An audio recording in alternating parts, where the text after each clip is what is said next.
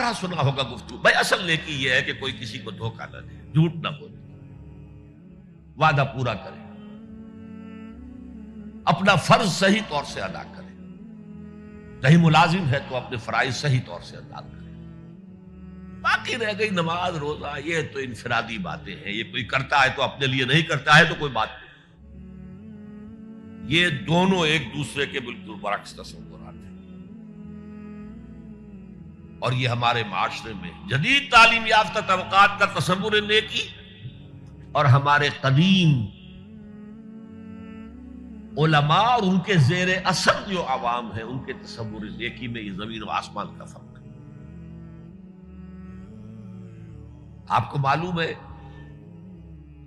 کہ اپنی جسم فروش عورتیں جو ہیں وہ بھی نیکی کا کوئی نہ کوئی کام کرتی ہیں۔ آپ دیکھیں گے محرم میں سیاہ کپڑے پہن کے جلوس کے آگے آگے جا رہی ہیں، سبیلیں لگا رہی ہیں، مختلف مزاروں میں جب عرس ہوتا ہے وہاں جاتی ہیں، دھمال کھیلتی ہیں، وہی سیاہ کپڑے پہنتے ہیں، وہ بھی اپنے آپ کو مطمئن کرتے ہیں۔